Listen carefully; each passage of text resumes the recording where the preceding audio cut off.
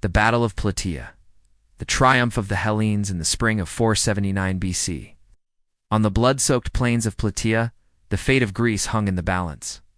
A vast Persian army, forged from the might of an empire that spanned continents, faced a defiant coalition of Greek city-states, united by courage, divided by rivalry. They stood ready for a battle that would echo through history, a clash to decide whether freedom or empire would prevail. In the spring of 479 BC, the plains of Plataea in Boeotia became the stage for a confrontation that would determine the fate of Greece. The Second Persian invasion, led initially by King Xerxes, had shaken the Hellenic world to its core. Though the Greek naval victory at Salamis in 480 BC had forced Xerxes to retreat to Asia with much of his vast army, the Persian threat lingered. Xerxes left behind a formidable force under the command of his trusted general, tasked with consolidating Persian control over the Greek city-states that had submitted and compelling others, particularly Athens, to surrender. The Battle of Plataea would prove to be the decisive clash that ended this existential threat, cementing the resilience and unity of the Greek coalition. The prelude to battle after the defeat at Salamis, Mardonius wintered in Thessaly, biding his time to renew the Persian campaign. His army, though reduced, was still a formidable force, comprising troops from across the vast Persian Empire: Persians, Medes, Bactrians, and even Greek allies, notably the city of Thebes, a bitter rival of Athens. Mardonius' strategy was clear: leverage his numerical superiority and the mobility of his cavalry to force the Greeks into an open battle on terrain favorable to his forces. The Persians encamped near Thebes, hoping to provoke the Greeks into a confrontation by threatening Athenian territory. The Greeks, however, faced internal divisions. Sparta, the preeminent land power, hesitated to commit fully, with many favoring a defensive stand behind the Isthmus of Corinth. Athens, devastated by Persian invasions, demanded action. The Athenians had rejected Mardonius' offer of a separate truce, which promised to rebuild their city in exchange for abandoning their Spartan allies.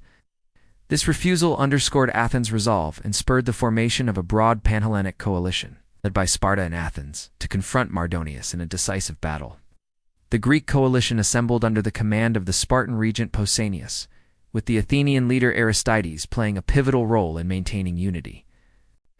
According to Herodotus, the allied army numbered tens of thousands of hoplites, armored infantrymen trained to fight in tight phalanx formations along with light auxiliaries. The choice of Plataea as the battleground was strategic. The city was loyal to Athens, situated near Mount Cithaeron, with access to water sources and terrain that limited the effectiveness of Persian cavalry. The Greeks positioned themselves on higher ground, trusting their disciplined hoplite infantry to counter the diverse and numerous Persian forces. The armies assemble. The Persian army was a mosaic of cultures and fighting styles, reflecting the vastness of Xerxes' empire. Persian archers, armed with bows and short spears, formed the backbone of the infantry, supported by Medes, Bactrians, and other contingents wielding wicker shields and lighter armor. The cavalry, led by commanders like Mecistius, was a key asset, capable of rapid maneuvers and harassing attacks with mounted archers. Thebes and other Greek allies of Persia contributed their own hoplites, though their morale was uneven, as many fought under duress or opportunism. In contrast, the Greek army was predominantly composed of heavy hoplites from Sparta, Athens, Corinth, Megara, and other city-states. These warriors, clad in bronze armor and wielding long spears and large round shields, were trained to fight in the phalanxa, tightly packed formation that presented a wall of shields and spear points. Estimates of the total combatants vary, with some sources suggesting over 100,000 men on both sides, though exact numbers remain uncertain. The Greeks' strength lay in their discipline, cohesion, and ability to hold formation under pressure, particularly against the lighter-armed Persian infantry. Days of skirmishes and tension for days, the two armies faced each other across the Plataean plain. Neither side eager to commit to a full-scale battle, Mardonius sought to disrupt Greek supply lines and force them to abandon their defensive positions. His cavalry, under Mecistius, launched probing attacks, with mounted archers firing volleys to harass the Greeks and cut off their access to water. The Greeks, entrenched on the slopes of Mount Cithaeron, maintained a defensive posture, relying on their discipline and the terrain to neutralize the Persian cavalry's advantage. In one such skirmish, the Greeks scored a morale-boosting victory. A detachment of hoplites ambushed and killed Mecistius, a prominent Persian commander, during a cavalry raid. The sight of his body paraded through the Greek camp electrified the allied forces. For the Spartans, it was a sign that their gods favored them. For the Athenians, it recalled their triumphs at Marathon and Salamis. The Persian camp, meanwhile, mourned the loss, and whispers of doubt began to spread among the ranks. Mardonius, undeterred, sought to exploit Greek divisions by sending envoys to various city-states. Offering autonomy in exchange for submission, the coalition held firm, united by the shared threat of Persian domination. Each night, the camps buzzed with activity. In the Greek lines, Spartans polished their shields, engraved with the lambda of Lacedaemon, and chanted rhythmic war songs. Their discipline was unyielding, forged by years of rigorous training. The Athenians, more animated, shared stories of past victories, their resolve strengthened by the memory of their burned city. A hoplite named Eurydaemon, his home in Athens reduced to ashes, vowed to fight until no Persian dared set foot in Attica again. In the Persian camp, Mardonius resided in a lavish tent adorned with silks and gold, a stark contrast to the austere Greek encampments. His officers, drawn from across the empire, debated strategy amid the clamor of blacksmiths and the murmur of soldiers speaking myriad languages. Many Persians recalled their empire's conquests in Asia and Egypt, confident that their numbers would overwhelm the Greeks. Yet the memory of Salamis loomed large, and some questioned whether the Hellenes' stubborn spirit could be broken. The turning point after days of stalemate, supply shortages forced the Greeks to act. Pausanias devised a plan to withdraw toward Plataea, where water sources were more secure and the terrain remained advantageous. The maneuver was to be executed at night to avoid detection, with each contingent moving in an orderly fashion. However, the operation faltered. Internal disputes delayed the Spartans, while the Athenians and Corinthians began their retreat prematurely. By dawn, the Greek army was fragmented, with gaps in the line exposing them to attack. Mardonius, alerted by his scouts, saw an opportunity. Mistaking the Greek withdrawal for a full retreat, he ordered a general offensive. As the sun rose, Persian cavalry surged forward, their hooves pounding the earth, while archers loosed volleys of arrows. The infantry followed in waves, a mass of spears, shields, and colorful banners. The Greeks, caught in mid-movement, scrambled to regroup.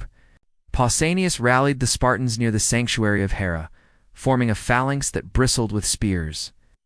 To the east, Aristides organized the Athenians, who faced a fierce assault from Theban hoplites and other Persian-allied Greeks. The battle was chaos incarnate. Dust choked the air, mingling with the shouts of men and the screams of horses. Persian arrows rained down, clattering against Greek shields or finding gaps in the ranks. Yet the hoplite phalanx held firm. Spartans, their bronze armor gleaming, advanced in lockstep, their long spears piercing through lighter Persian shields.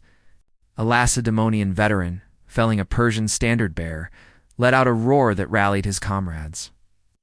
On the Athenian flank, the fighting was equally brutal, a fratricidal clash between Greek hoplites. The Thebans, though skilled, wavered under the weight of Athenian determination, bolstered by reinforcements from Plataea. The fall of Mardonius at the heart of the battle, Mardonius stood resolute, his ornate armor marking him as a beacon for his troops. From horseback, he urged his men forward, convinced that the Greek retreat signaled their collapse. But the tide was turning.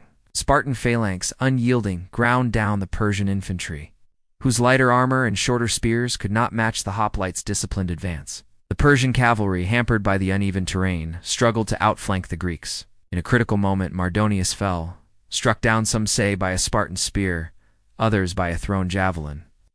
His death shattered Persian morale. Without their commander, the Persian lines unraveled. Units began to flee, some toward their fortified camp, others scattering across the plain.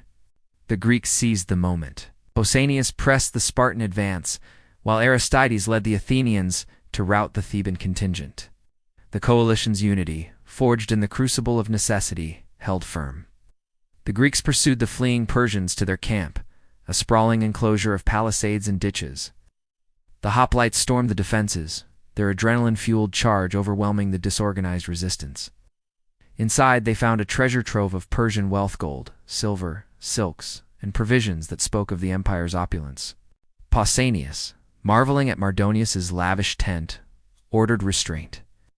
Though some looting was inevitable in the battle's aftermath, the Persian survivors, leaderless and demoralized, were either cut down or fled in disarray. The aftermath and legacy of the Battle of Plataea was a resounding Greek victory. The Persian threat to mainland Greece was shattered, the remnants of Mardonius's army reduced to a scattered rabble.